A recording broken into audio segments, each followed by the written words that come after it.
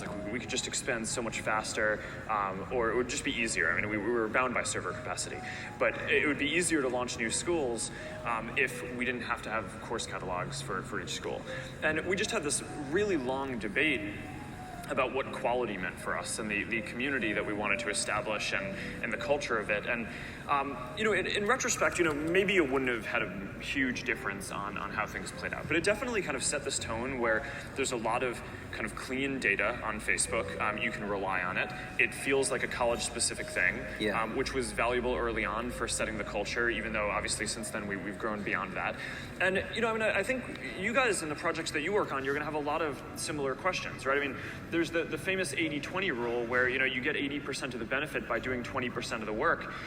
But you can't just 80-20 everything, right? I mean, there have to be certain things that you just are the best at, right? And that you go way further than anyone else at to establish this kind of quality bar and have your product be the best thing that's out there. So, whether we had to do that one or had to do something, we had to do, I think, enough of those things or else we just wouldn't have been the best service out there. Do you remember when you got rid of courses?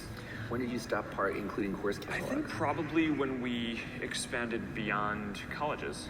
Really? So you kept doing courses? Yeah. All through colleges, for like hundreds of colleges? I think we eventually figured out a way that just crowdsourced it and made it a bit easier once we had enough data that we could extrapolate from the colleges that we had in place. But we did it for probably way longer than was rational. Do you remember how much your first server cost? You said $85. $85. Yeah, no, and I remember that because that was the gating factor for us launching new schools. I mean, we had this philosophy from the very beginning that we didn't want to be this project. It wasn't even a company at the very beginning, but we didn't want to be burning a lot of money, right? We weren't planning on raising a lot of money. We didn't want to be one of these things that raised a bunch of money and was losing a bunch of money and then decided that we'd somehow pull it through at the end. And so $85 for the first server, put ads on the site. And the ads at the beginning were, we just were running some kind of ad network and they Do you remember what the first ad was? No, I don't. I don't. How did you get ads? This was Eduardo's job early on. He was your ad sales guy. He basically he was responsible for making sure that we had enough money to keep things running in the beginning. And but basically, so server was $85, and Dustin and I basically worked on kind of efficiency and making sure that we can fit more schools onto each server, and Eduardo worked on selling more ads or making a deal so that we can get an ad network, so that way we can make more money. But then whenever we had more money, we rented another $85 a month server, and we kind of went from there. And I don't know, just an interesting way of scaling. You never spent money you didn't have in the beginning. Not in the beginning.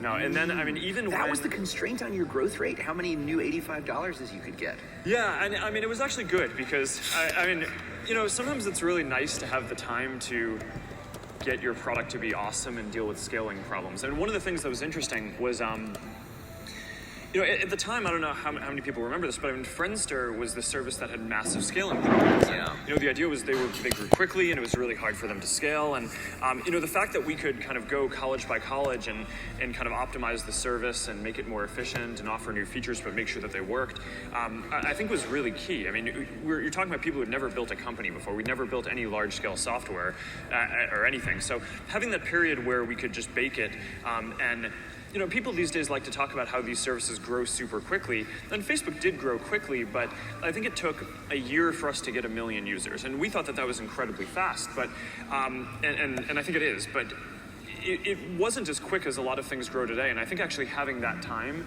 to bake it was really valuable for us. And there were like 2,000 users at Harvard?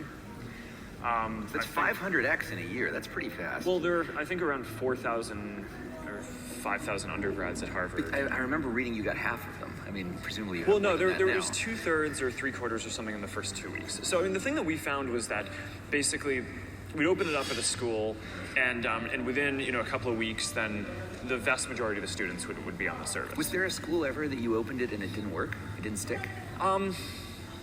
Some schools took longer than others, depending on the size of the school. So what we basically did was, I launched it at Harvard first because I wanted it, right? I built it for myself. I really wanted to be able to use this service, and this is one of the ironies is I started building Facebook because I wanted to use it in college, and then I immediately left college, so didn't really get to do that.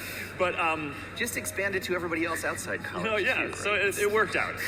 But So then after Harvard, all these schools started, a lot of students from other schools started writing to us and asking for us to expand. And we weren't looking to start a company, right? And I figured that eventually something like this would exist at large scale, but one of the interesting juxtapositions that was going on at the time was, I remember distinctly, I had this one friend who I went and got pizza with almost every night. We did all our computer science problem sets together at Harvard. And at the time, I remember talking to him about how I was working on this Facebook thing, and I thought it would be cool for Harvard, and I really was excited about it because I wanted to use it. But at the same time, how I thought that over time, someone would definitely go build this version of this for the world, but it wasn't going to be us. It was going to be, Microsoft or, someone who built software for hundreds of millions of people. It's like, who are we? We're college students, right? We're not qualified in any way to build this. And I think a lot of my takeaway from that was that we just kind of cared more than those other companies about making it exist. So, anyhow, but back to your kind of question and off that tangent. The first set of schools that we launched at after Harvard were schools that had other kind of school-specific social networks. So I think it was Stanford had something, Columbia had something, and I think Yale had something. So I think why did you choose ones that had school-specific social network? Because I wanted to competitors.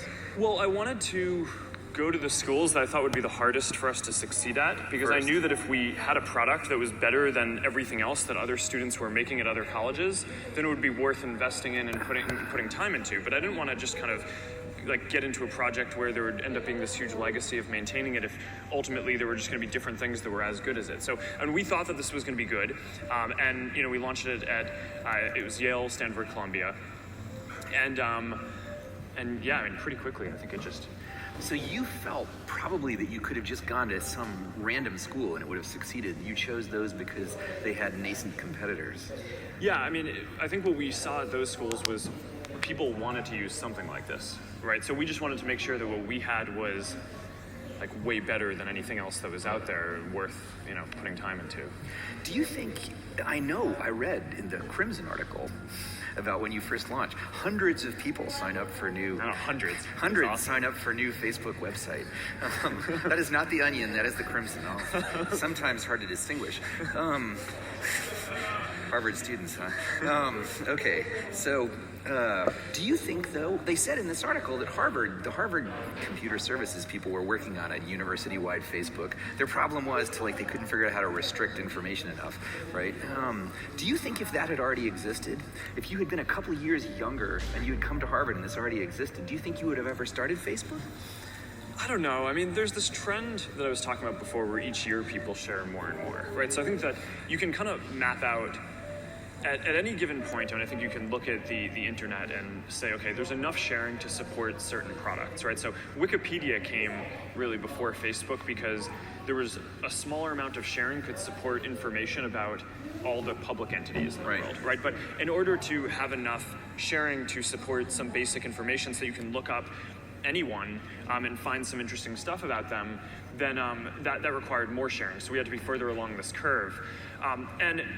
A couple of years earlier, someone might have been able to do something that was more basic, but a couple of years later, even a couple of years from now, someone will be able to build something that is just so much more encompassing and allows people to learn so much more about the people around them than what is even built today. So our kind of continual mission and job is to keep on building that next thing. And that's what we live for at Facebook and what excites us. So even if the university had built something, you could have built the next thing. Yeah, and it's obviously always hard to tell exactly how things would have played out, but one of the interesting things about Facebook was it wasn't just a picture and some basic info, it pretty quickly gave people the ability to share more stuff, right? Yeah. And one of the early stories that I think is pretty instructive for anyone who's trying to build a startup is, we really listened to what our users wanted, right? And listening means both kind of qualitatively listening to the words that they say and quantitatively looking at the behaviors that they take. And at the beginning, we had one profile picture that you could have on your profile. And what we observed was there was this behavior where a lot of people would every day upload a new profile picture. And our takeaway from this was that there was this very strong demand to have a service where people could share more photos. And it actually wasn't until we had the server capacity and the engineering team bandwidth to actually build a full photo sharing service. But that's become obviously one of the key parts of Facebook. I think we're over 300 or 400 million photos shared a day now. So I mean, it's pretty crazy. But obviously no Facebook that any university would have built would have supported that, right? And even just like that, right. or That's kind frivolous, of like right? any incremental. I mean, they would have just had whatever mugshot you have on your card, right? Would have been your picture. So they would have chosen the picture. Yeah, you couldn't even have chosen the picture. Yeah, I can totally see how it would have been. Do you remember when you first showed up in college, what you planned to do afterwards? Did you think you were going to go to graduate school, or did you think you were going to get a job? Were you going to go work for Google? When I first went to college, I actually was planning on being a classics major. I loved classics in high school, Latin and Greek. I found it fascinating. And my sister actually did go on and do that, and she's now a PhD student in classics, and we talk about this all the time. It's still fascinating to me. When I was in college, I actually wasn't a computer science major, I was a psychology major. I didn't really get around to taking that many classes because I left pretty quickly, and I actually ended up taking more computer science classes than psychology classes, but I was never, I don't know. So you had no plan? No, I mean... You're going to be a barista? No, I probably would have gotten an engineering job, is my sense, and You'd have gotten sucked into programming. Well, I mean, I like programming, and I really, growing up, I always had a lot of respect for Microsoft and what they built, and a lot of people from Harvard go to Microsoft and went to Microsoft, and maybe I would have done that. I don't know. It's really obviously hard to say.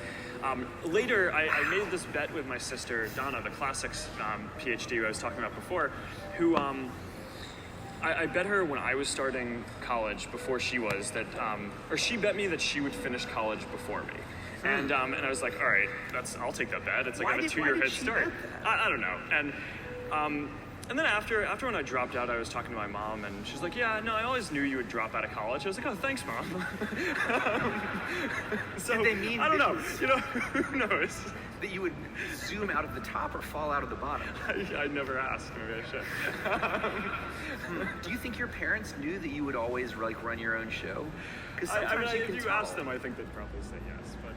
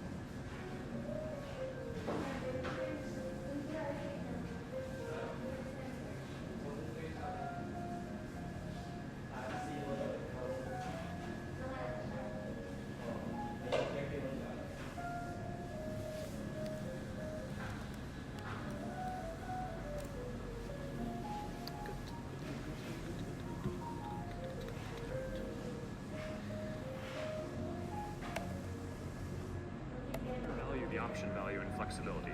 So stay in college. I think explore what you want to do before committing is really like the key thing, and keep yourself flexible. And no, I think that's.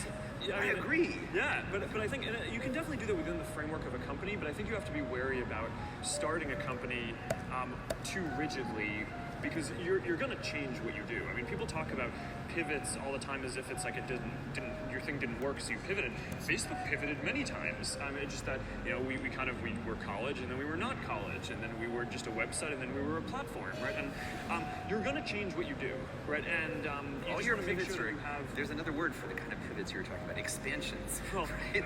That's not what people usually mean by pivoting. Well, you know, flexibility. Yeah. I'm curious, when you first started, like, there's a difference between making something where people sign up and making something where people keep coming back, right? What was it, you were talking about the way you measured people's behavior. What was the feature that kept people coming back to Facebook over and over again once they created their profile?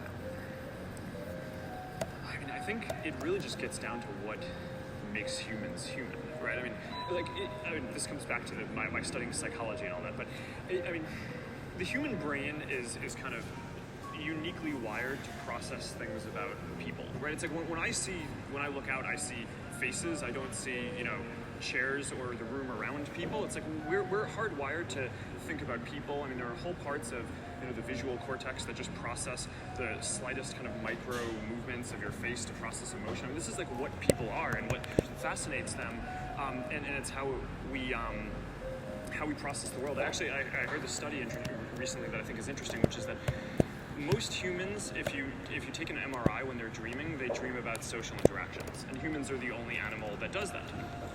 So now, okay, but there's no service online that. I mean, when I thought about the internet before Facebook, there were all these things. I mean, I thought Google and search engines were amazing, right? You can type in something and get access to any information that you wanted, but you couldn't learn about the people around you, right? And because most of that information isn't public and just out there ready to be indexed by some search engine. So there had to be a service that gave people the power to share the things that they wanted and control it in the way that they wanted. And Facebook did that. And I think that it's, you know, one definition of technology that I think is interesting is it extends some natural human capacity, right? So glasses or contacts extend your ability to see, right? Steve Jobs once famously compared a computer to being a bicycle for your mind, right? And basically extending your ability to think. And I mean, the word computer is the Latin think together, right? So it's like you're thinking together. A social network, I think, extends people's very real social capacity. I mean, you hear all these approximations. I mean, there's this famous Dunbar's number. Humans have the capacity to maintain empathetic relationships with about 150 people, communities about 150 people. I think Facebook extends that. Right? Do you see evidence of that within Facebook, by the way? Do you see certain things that stop at 150? Naturally, when people sign up, the average amount of friends that they get is around 150, but then over time it can expand and you can keep in touch and stay in touch with many more people. So I think it's like, so given that, I actually think one of the lessons from that is like do something that's fundamental, right? I mean, I think a lot of people and a lot of the companies that I see are operating on small problems, right? And it's cool if you want to be an entrepreneur and solve what you're primarily trying to do is build a company and solve some tangible problem. But I think that the most interesting things operate on these phenomena in the world, which are really just fundamental to how humans or the world operate. So what you did was something that was fundamental for a small market, and then you just expand the market beyond Harvard students to everyone. But Harvard students are sufficiently likable people. Well, it was fundamental for me, right? It's like I felt this need really acutely. I really wanted this, right? And and then I think that's one of the things that I think we were lucky about in kind of the expansion of the market was that it turned out that this wasn't something that was just for college students. Almost everyone in the world has friends and family and want to stay in touch with those people, so it ended up being a pretty ubiquitous service. In retrospect, this is a bit of a controversial question perhaps, but in retrospect, do you think MySpace had a chance? Once you started and you got all the college students, I mean, the college students are arguably like the center of gravity socially, right? You own all the college students. It feels like, you know, from the point you start expanding out of Harvard, MySpace might not have known it. Maybe you didn't even know it, but it seems like in retrospect they were doomed. You know, I don't see it that way actually. They could have won. No, it's not about winning and losing. It's about doing something that's valuable, right? And there are more than one.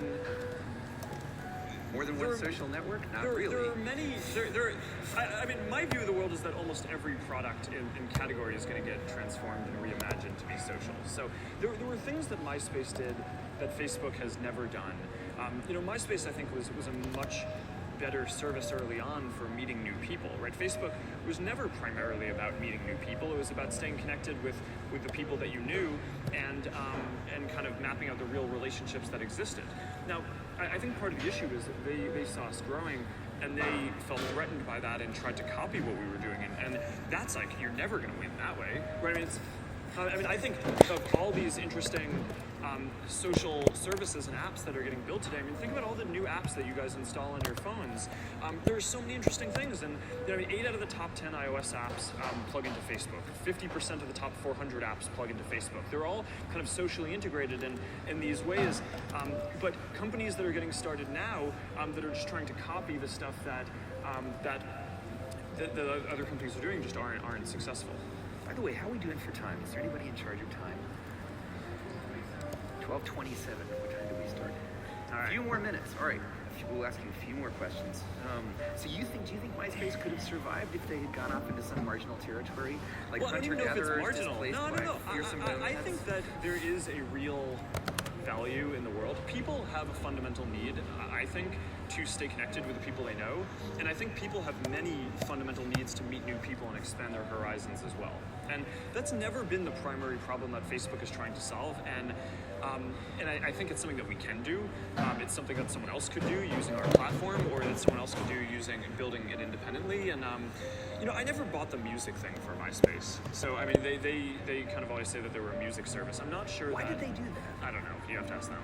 But maybe they counted on bands to spam their fans or something like that. That's a powerful force in the world. So before we go, I want to ask you about how you ended up out here. What was the sort of how did you end up in that house in Palo Alto? Was it something you decided at the last minute? I don't actually remember. I remember bits of the story, but so I wrote the first version of Facebook January of 2004, right, and released it in February. And the reason why I did it in January was because at the time Harvard had this intersession thing. It's kind of weird, and I think that they don't have reading period anymore. I think they've changed it. So now, that's why there's no now I startups. think now that because they try to kick out everyone who starts anything interesting there. But that's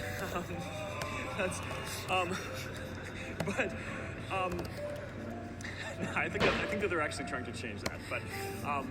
But it is striking. Now they've made it, I think, so finals are before you go away for holidays. But they had this thing before where in January, you basically just have this dead month where you could study for finals. So it's like, all right. Where you could study for finals. You could study for finals. Hypothetically, if you wanted to, you could study for finals. I wondered when I saw it was started in January. It was started in reading period. Yeah. And it was because you had this time where you weren't too busy with stuff. Yeah. Although I actually, I probably should have been studying. There's this other story that I think is very funny, which is I was taking this course, Rome of Augustus, and it was one of the core curriculum classes that we had, and the final was there are these pieces of art that you study throughout the class, and then they give you some, on the final they show you some of the pieces of art and you have to write about the historical significance of them. And I hadn't really done much of the reading in the class. I mostly just spent my time programming and building stuff that I enjoyed, and I could have used reading period to study for this, but instead I spent it building Facebook. So instead what I did was I hacked together this website where I went and downloaded from the course website the 200 or so images that were going to be potentially on the final, and I just built this very simple site where it showed one of the images, and then you could contribute what you thought was significant about it, and then you could see what other people thought was significant about it, and then and then you could go to next, and it would pull up a random one, and then I emailed it to the class list, and I was like, hey guys, I built this study tool, if anyone would find this interesting, and everyone just populated this thing for me, and it was wonderful, and the professor after that I think mentioned that the grades on the final had never been higher before. So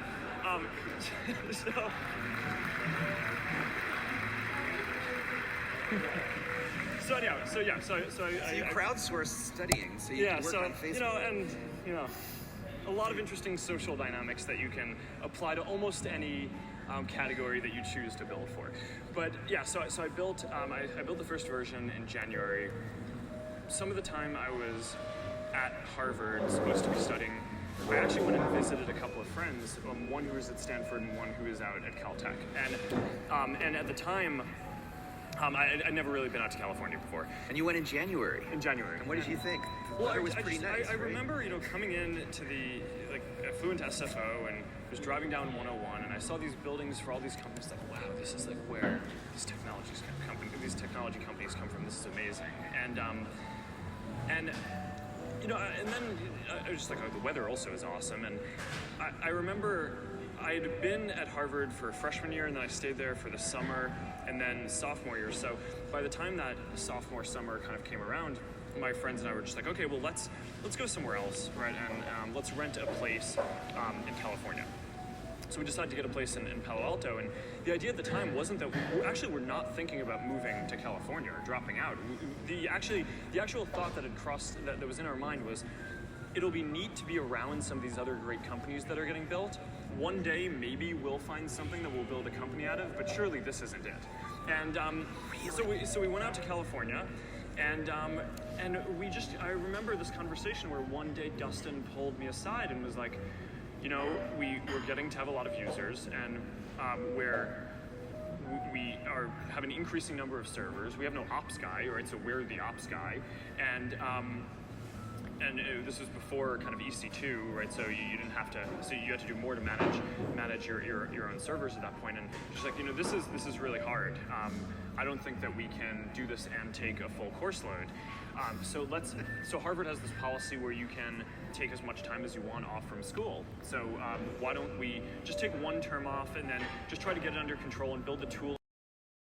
We can go back to spring semester and run it more autonomously, and it'll grow, and we'll be able to run it more autonomously.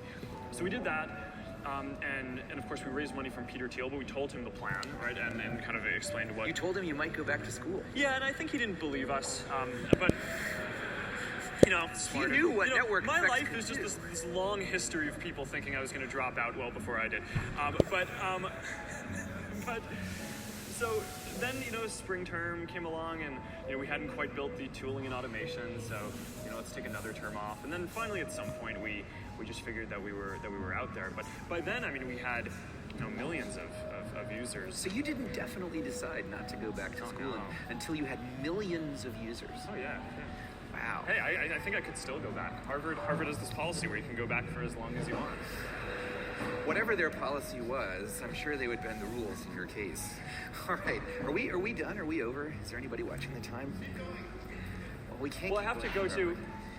Mark has a wedding he has to go I do. to. It's actually the guy who I said before. I used to go out to pizza with him almost every night. We were doing our CS problem sets with. He joined Facebook, and we were really good friends, and he's getting married right after this, so I have to go and run off to that. But thank you guys.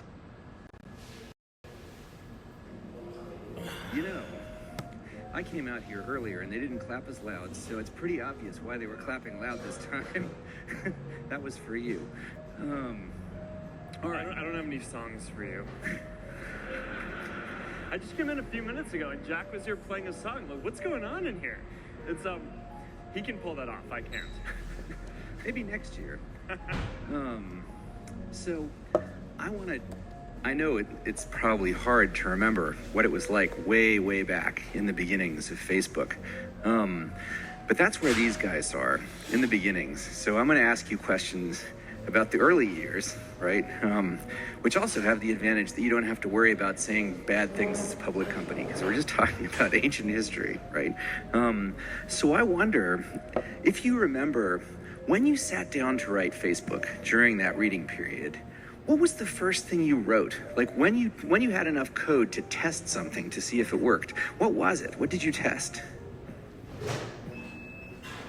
I don't remember then what the first thing was that I wrote, but it actually, the first code for Facebook started way before then, right? So I, like probably a lot of you guys, just built a lot of stuff for myself. All throughout my childhood, I built games that I wanted to play.